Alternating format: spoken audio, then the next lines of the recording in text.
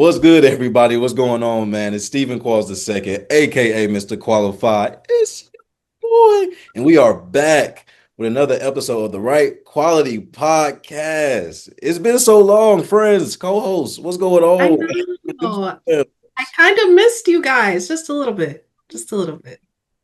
And I don't want to be Ashley Wright the first anymore. I'm going to come up with something better. But I'm Ashley Wright the first. Fair enough, ganger. My Yeah. Hello. We're at peace. We're entering a new era. Plants that I've not tended to. Calendars that I have not turned.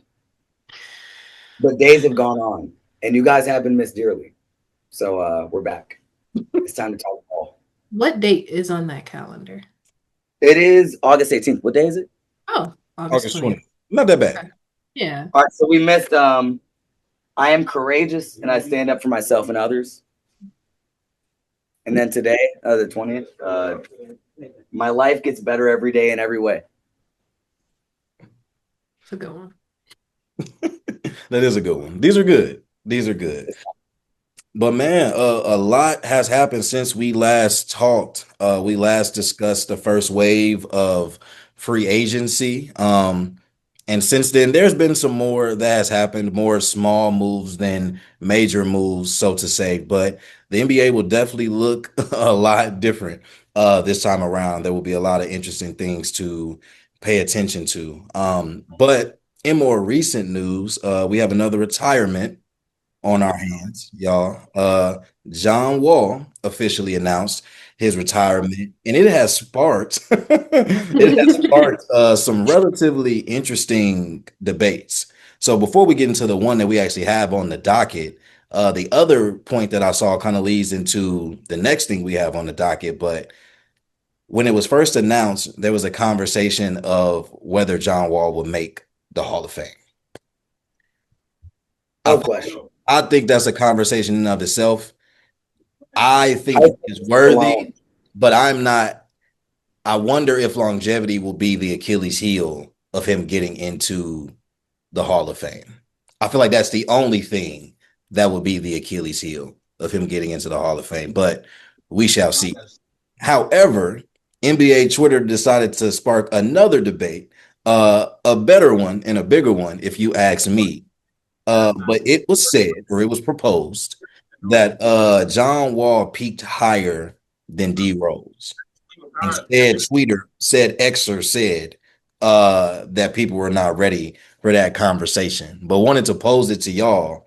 Thoughts, comments, opinions on, did John Wall peak higher than Derrick Rose?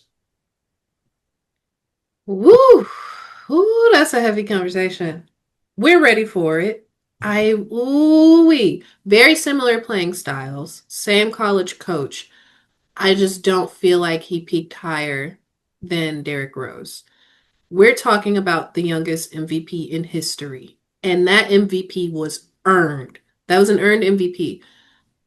I don't recall us giving John Wall an MVP trophy. You know what I mean? And that's not to say that John Wall was not a cornerstone to turning that Wizards franchise around. Like they made the playoffs a few times. He was an all-star, but he was not the level of Derrick Rose. I know that's Yeah, I think that's really well put. I think that's where I was going to go first, where it's like, if we're talking peaks, MVP versus none. I mean, cultural impact different. I mean, you had that the John Wall, uh, big guard university. I feel like John Wall was the staple of that. Aura. I feel like Shea is one of those guards now. I feel like John Wall is that in terms of what he did for the culture. I mean, AI, if we're talking like what that was called before that too, but uh, in a basketball sense, I wish that one of the bigger what ifs now in history, like if he were not to get injured, uh, really good, and he was stuck in what was a career killer in the Washington Wizards. Um, so I who has been successful there? They were the Bullets. talk Literally. about they were the Game. Bullets. I don't know who's their best player in franchise history. It's got to be John Wall, if not Michael Jordan in his twilight. But I mean, it's between Wall and Beal. No, is it okay? So, okay, Wall better than Gilbert Arenas. You're right. Hey, man, I like that man a lot. He was tough. You're stupid. Hey, he knows. He was a shooter in the realest sense. He was a shooter. My all-time favorite Wizard might be Gilbert Arenas. So my thing is, if we're struggling to say if John Wall was better than Gilbert Arenas, we know dang well he was not better than Derrick Rose. That's different. Okay. I think Gil was more of a bucket. My biggest thing in this conversation is I don't want to criminally underrate or diminish who John Wall was. John Wall was consistently giving you like 18 and 10. Like John Wall wasn't a slouch whatsoever. John Wall was a point guard. He was a really good point guard. Even if his shot wasn't, he developed it over his career. Right. And I think that that was something that, that through injury too, like he always showed that like he was more than just being a big athletic, like being big guard. Like he also dimed. He did more in the game than, like Derrick Rose did. Like they wanted to win. So, it's hard because both were marred by injury, but it's just that one saw more success in the professional career. They both had very successful collegiate careers in different places. But also, like, I think, actually, this is where I think it's hard to say going forward, who's to say who has a Hall of Fame career or not, because I think we're going to see a lot of careers shortened in the league. Hopefully they get lengthened due to modern technology and modern advances in the health industries. But with these like early guys that did a lot of the AAU circuit, that's a lot of burnout.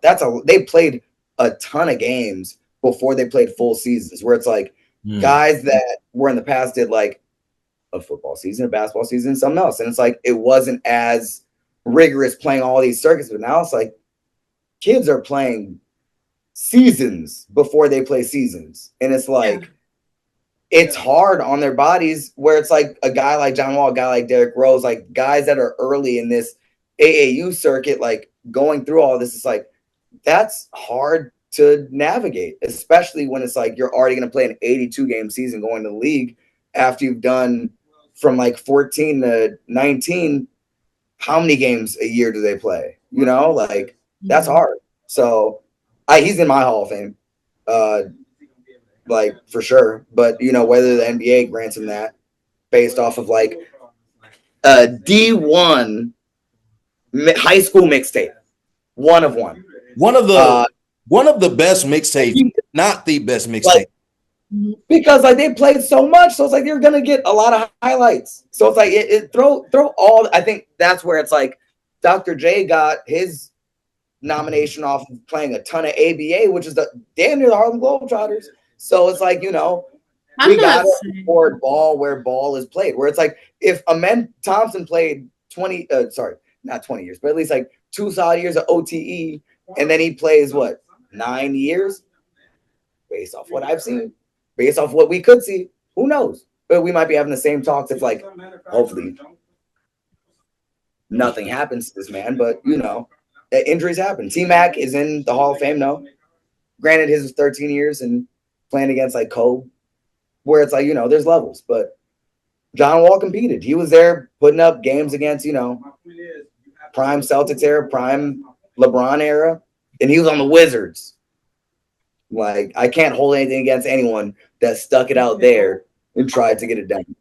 So I will say this. I'm glad you circled back to the Wizards point, because I don't want to make it seem like the organization was responsible for any success, because they weren't. But an argument that was also made was that Rose had better teams. So if you take the MVP out of the equation, because Rose earned that, we know that's the main separator.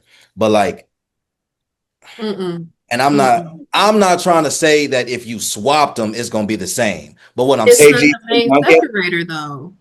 You said the They both MVP have is no not the rings. main They both separate. have no rings. It's And not one has an like MVP. they both have what? They both have no rings, and one has an MVP. No, That's I the understand. Like MVP, Rookie of the Year, Hmm. All NBA selections, like John Wall wasn't rookie still of the the year. almost the same cultural like impact as well. Well, okay, so I will say this. This was Here are some of the stats. I'm gonna try to keep it consolidated, but break it down. Regular season career stats. Rose played 773 games, averaged 17 points per game, 5 assists per game, 3 rebounds per game, a half a steal per game, zero point 0.3 blocks per game, shooting 46% from the field, has an MVP, and was a 3-time All-Star.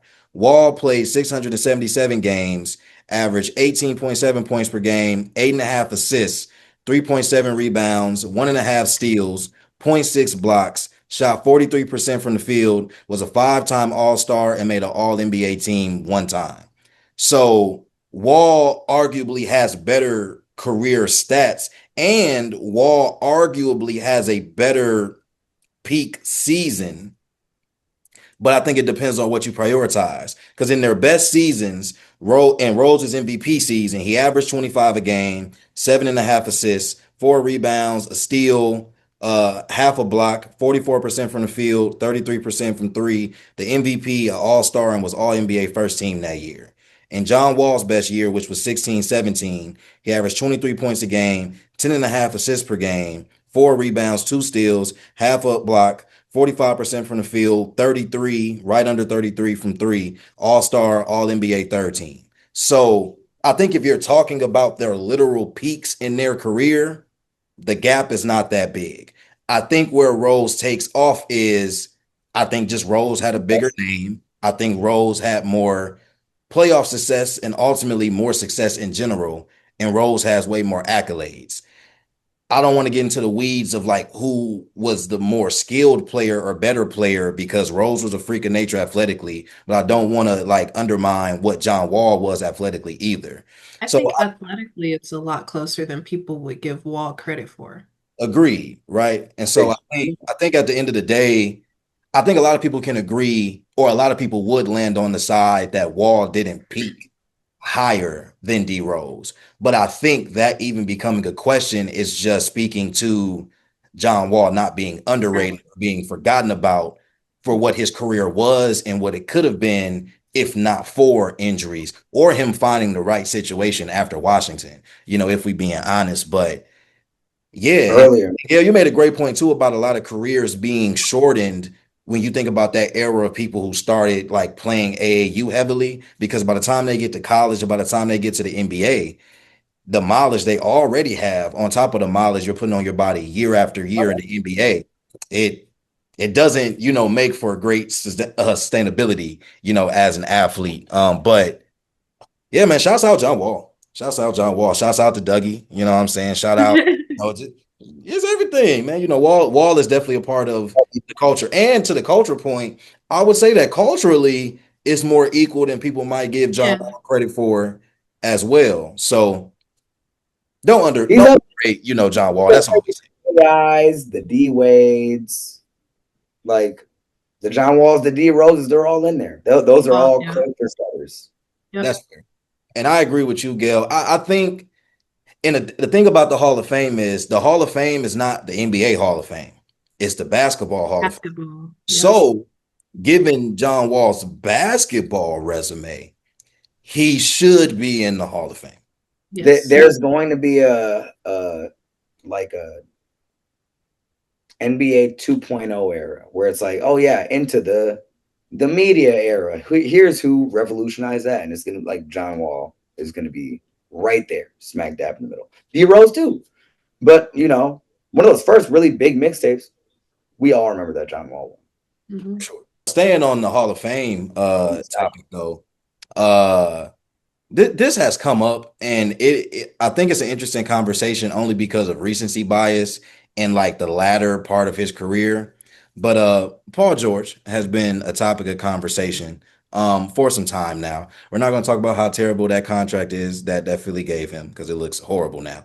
We're not going to talk about the fact that we have no idea what to expect from him anymore, even though he's one of the more skilled players that we've seen, and I feel like our generation has definitely seen come throughout the league. But in terms of the Hall of Fame, he has a higher Hall of Fame probability than Kyrie Irving, Kawhi Leonard, Klay Thompson, and Jason Tatum.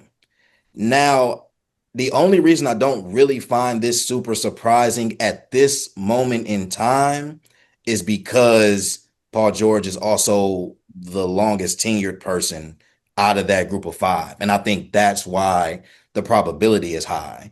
And I think that most of what is going to get Paul George into the Hall of Fame has already happened in his career. Now, in terms of how great he's considered amongst the greats of the league, like that's a conversation he more than likely won't touch. He just hasn't had the playoff success to do that. But given what he's done in his basketball career, and even if you're solely looking at the NBA, the amount of all-stars, the amount of all-NBAs, like there's enough. Like you can't talk about his era without mentioning him, right? But thoughts on that Hall of Fame probability being higher than those players? And do you think there should even be a debate around Paul George being in the Hall of Fame, or is he just being used as a marker, for some of these other players now? Um, as far as the probability, like you said, if you look into what Basketball Reference was using to calculate the probability, it makes sense, especially because of his longevity. And those are things that they calculated.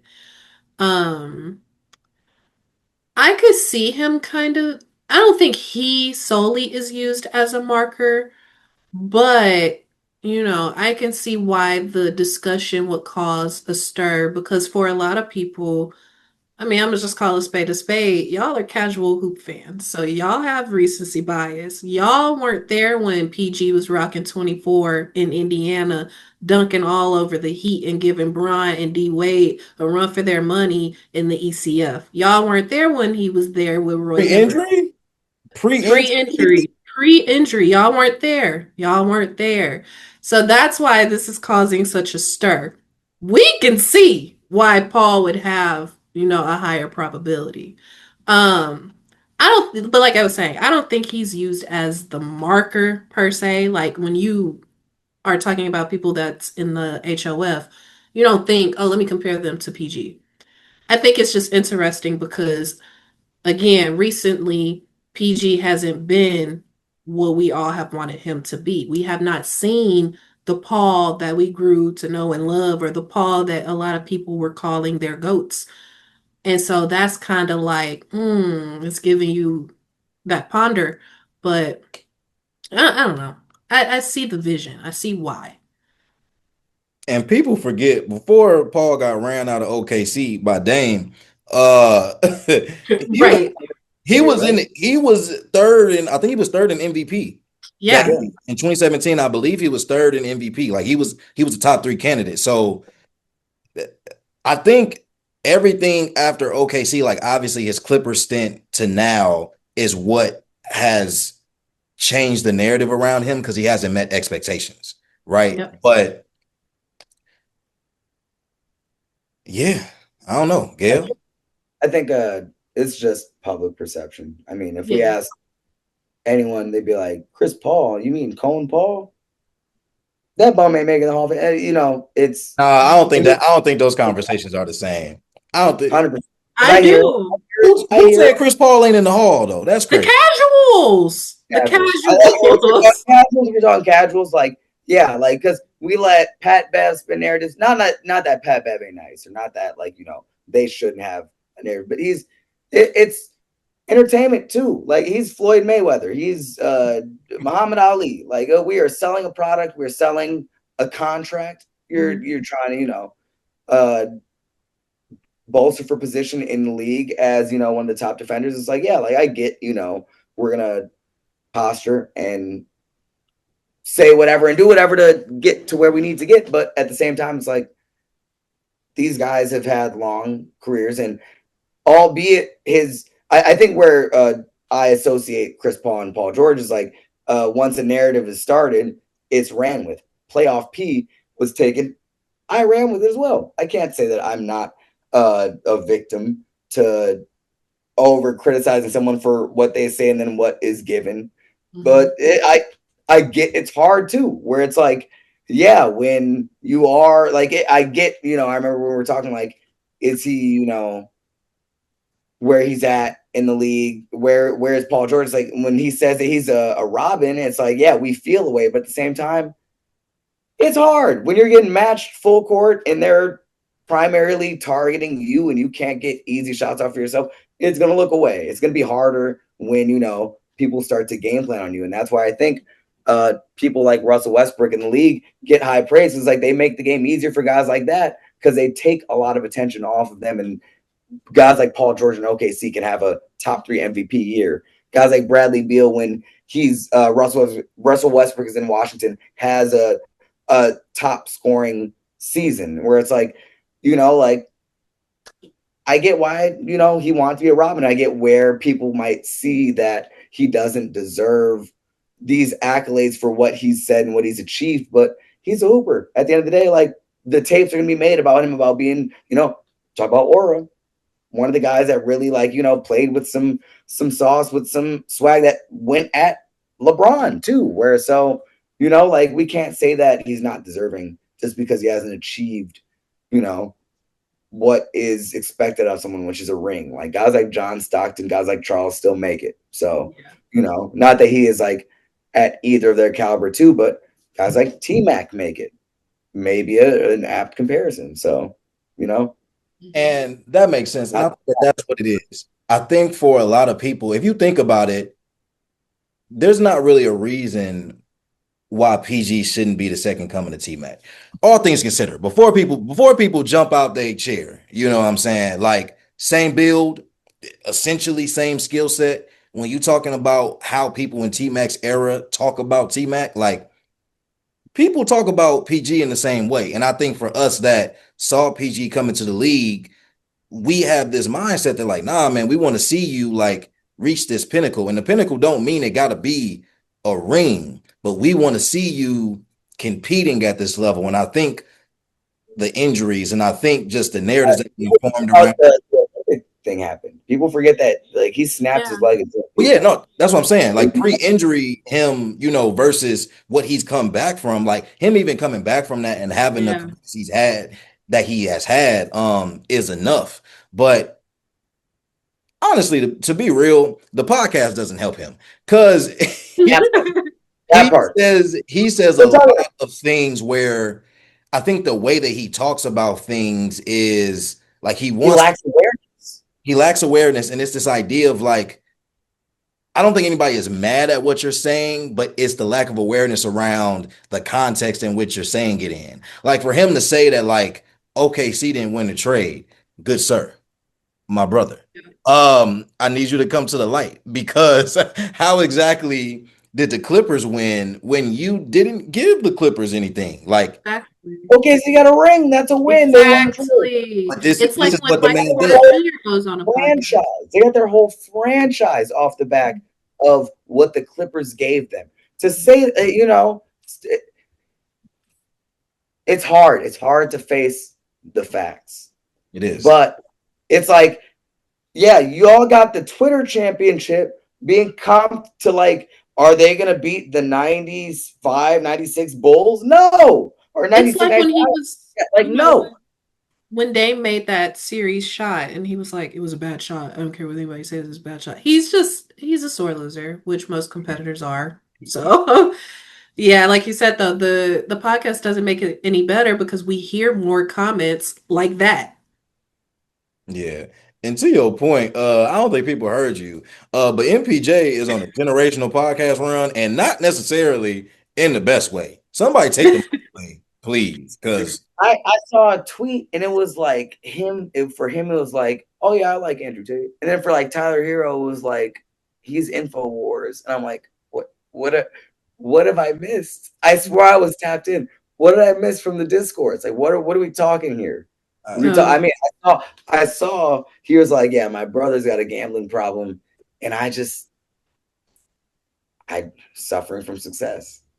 His vice is women. First of all, yeah, he really took 2 L's. Yeah, You just his vice. Yeah. he said, and God bless me with money because I don't struggle with that, but he does.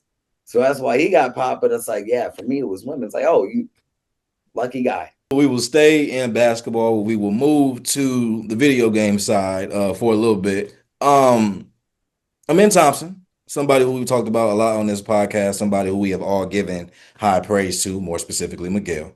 But he has a better overall 2K rating at 87 than Tyrese Maxey, Tyler Hero, and Austin Reeves. Do you Yes. all think that this makes sense? Does this translate to real life? I'm more concerned with, and this is tricky. I'm more concerned with the higher rating than Tyler Hero. Only because last year Tyler had a career year He did. in terms of points. And Tyler kind of had to become that go-to once Jimmy left. I think he stepped into the role. I'm not going to say perfectly because he did have some inconsistencies, but I feel like it's more of an argument for him than it is the other two because Maxie dealt with injury. We know that. And then Austin Reeves. I personally would go Amin over Austin Reeves. Personally. I just feel like Amin would have more consistency than Austin Reeves. But the one that I'm more concerned with is Tyler Hero. Yeah, I don't disagree. I think Amin is over Austin Reeves just because funny enough, I was talking about Austin Reeves as well, and I don't want to say that Austin Reeves has peaked, right? Like I think that might be an unfair criticism to say, especially with him coming off of a career year and considering who he's playing with. I think that matters a lot. But I I don't think his ceiling is that high either, past like where he's currently playing. There might be another step or two he can take, but I think what we saw last year is about what you can expect, right? I don't expect him to become an above average defender throughout his career necessarily, but he is offensively gifted. He does compete. And he's just a hooper. So I don't want to take anything away from him. But I agree in that sense that Amin is better, hell, just off his potential alone. I think my thing with Hero and Maxi is the inverse. Because we haven't seen that much from Amin yet, I don't know if he has surpassed those two. And I don't want to say that it feels like this rating is more off of potential because we all know Yeah, the offensive, like, specimen that Amin Thompson is. But until that game becomes, what is this? yeah. Is it reverse? Is it reverse? I see the D. That's not a white picket. Defense. Okay. All right. but does his defense alone, and I mean, granted, he is an extremely skilled and versatile defender, but does that alone theoretically, like even if you kind of take the rating aside from the 2K standpoint? But yeah, I would say that it's a nullifier. That's like where Tyler Hero may be, leaps and bounds ahead of where Amen Thompson is offensively. I still think that like the defensive side of things that's in a rating. But okay, but you gotta think if his overall rating is an 87, Exactly. percentage wise, how much percentage is because of defense and how much is because of offense? Because at a certain point, more is because of defense, but a lot of it is because of his athleticism. yes, but if the athleticism, even with that, because I would agree, but if that athleticism doesn't translate to efficiency or consistency offensively, I still think we blurring the lines a little bit there because for as great defensively as Amin is, I would argue Hero is as great offensively. Offensively, yep. Like, and for Max, I think Maxi's a better balance of both, but I really don't want to discredit the growth that Maxi has had over the last 2 years. And I feel like Maxi would be now this, we don't know the other people rating Maxi could be at 85, 86 for all we know. Right? both of their cases, they have a lot more freedom to be themselves offensively. Like Miami has who, and Philly had who, for them to just be what they can be in an offense. Where it's like, I think where he has already a Van Vliet, a Josh Green, a loaded backcourt that there is to compete with. I don't think that like that still show we haven't seen what he can be on an offensive side. I think That's an we've seen excuse. flashes, but That's a bias, is what it is. That's an excuse. We hey, haven't seen it. I'm giving you the real, but that's also realistic. No, Where it's that's like not. No, no. Because if a doesn't man really have could Miami perform, have listen, it like Houston wants to play through the bigs. Obviously, we see Shengun. We see when Steven is on the floor. They're okay with playing through bigs. It's just our man can't give them that same consistency or trust that they have with Shengun or that they have when Jabari Smith checks in. They put the ball in Jabari Smith's hands. So it's not like the opportunities aren't there for a man. That's my thing. I think you're saying like he doesn't have the opportunity, and I'm saying he doesn't have that skill set yet. Like, and there's nothing. shooting yet. I'm That's really outside the shooting, only. but also what I'm saying is, Gail, like, can a man has the potential to be a 20 point per game scorer. Like a man has the potential to give you 20 points a night easily, might I add, in my opinion, once the skill set is fully there. Yeah. But it's just not like That's it. he Not cannot create his own shot. He you do not necessarily trust him to make the open shot necessarily, not consistently, right? And I don't think anybody is knocking Amin for this. We understand that he's young, but I think typically when we are talking about Amin and what you argue, I think you I think you are arguing his potential, which I agree is the ceiling is to the moon for him. But for where he so. is right now, this is where I'm like him right now, as it currently stands, from what we've seen, I do not think is definitively overall better than Hero or Maxi, considering what we've seen from them. If we're talking about who's going to be the better player in hell 3 years, that's a different conversation. But right But now, I don't think it's the way it is. but you're saying strictly from the offensive side. Yes, I'm saying the gap between where a man excels defensively and where he's at offensively, I think is too wide to just say that because of what he does defensively, that makes him better than players who might be better offensively but aren't great defensively. Like if we're talking about overall and how it balances out, I think they're more equal than what the rating may be translating to. But Mm-hmm. how do we really judge Tyler here on his like lack of defense or Tyrese Maxey on his like? Granted, they play like probably average defense. Like, do we take that into account as much as the visual lack of offense from a man and maybe the because I feel like defense is more team oriented. We see it as that if we're talking like space creation, creating one's own shot. But it's like, do we see it if like a team is targeting Tyler here on the playoffs or a team is targeting Tyrese Maxey in a pick and roll in the playoffs? Like, do we equate that the same way? So for Hero, I would, and that's why I say I think that one is closer and more of a conversation. But with Hero, I would say they balance out from where Hero feels like all offense, and like while he's an average defender, like he could get targeted potentially. I think that balances out or evens out from a men being great defensively, but not having an offensive skill set. Now, Maxi is a little bit different because I don't feel like you can target Maxi. I don't know if I would call Maxi an above average defender necessarily. I wouldn't argue it, but I wouldn't just flat out say it definitively. But I think he gives you a little bit more balance on both sides of the ball to where I think overall I might still take Maxi. But for men, a lot of it for me is because his potential is so high, because he's still so raw. Like I kind of have to consider that because of what he could be. Like, I can't sit here and say, because if he, look at it like this, if he's at 87 off of almost purely defense, when the offensive bag does come, think of the realm that puts him in. So I don't want to lessen my critique now just because like, oh, well, that's gonna come. Like it's just not there. So And this is where he falls. That's how I am looking at it. I want to And for add me, to, oh, go ahead. No, I no, was no, just you. going to add that I looked it up. He's fourth on the team in touches and third in time of possession. So he Mm. gets those opportunities. And I don't know if we realized that he did average 14 a game.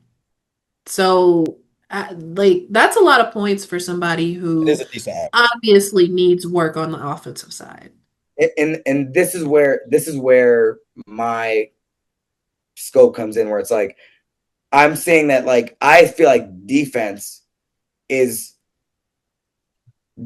is going to give you a higher rating just because I feel like that is what garners wins. That's what creates wins. Where it's like that's a premium.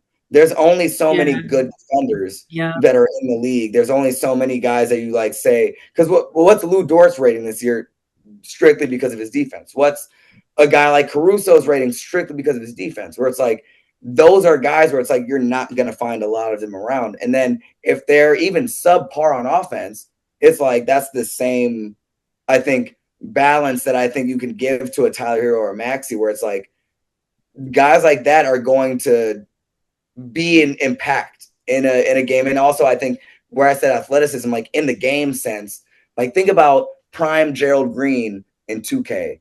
Think about prime DeMar DeRozan in 2K, where it's like athleticism plays a big part into how good that player is too. Where it's like I can pick up the sticks and probably go get a 30 ball with a man before I can go get it with Tyler if I'm picking it up after like a couple years, because I can just go mash at the rim. Right? I think that's where I think it's a is it a fallacy? Is it a logical? I don't know what the word. I'm not that smart.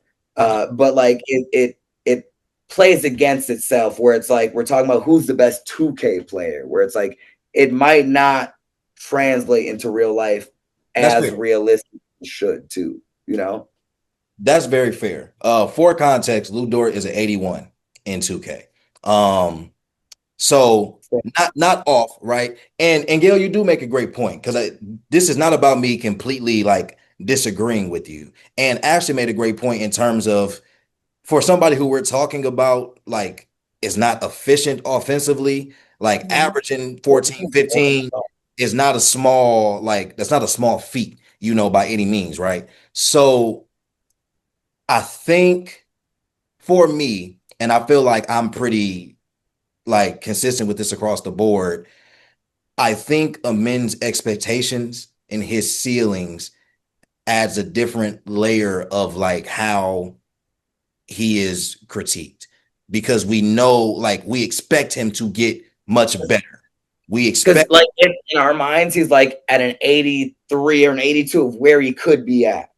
yeah, like Mhm. I'm thinking Right? about like where I'm thinking about his maybe not his peak, but I'm thinking about him as an evolved player. Like I'm also very aware that the man is still young, so like he still has a lot of the game to learn. He has a lot of growth. Like I am so interested to see this season and after this, like after a year with KD, I am so intrigued to see just what small difference. Like I don't expect his game to look like KD, but just what he learns Yeah. about getting buckets, like what he learns offensively, I think will be such a game changer. Because once a man is averaging 18 to 20 points per game and still doing what he's doing defensively, like he's gonna start inching himself into a class like of his own. But to that point, if a man was solely just going to be this defensive specialist and that's what he was going to become known for, right? Like, I don't think I would have a much different conversation about this because I would feel like, oh, he shouldn't be like if he's a defensive specialist, no matter how great he is, I don't think he should be rated higher than these players who have shown this offensive skill set. But because that potential is there and because he has that step to take to be more of a two-way, that's where I'm like, let's not prematurely give it to him. That's more so, I think, the angle that I'm looking at it from.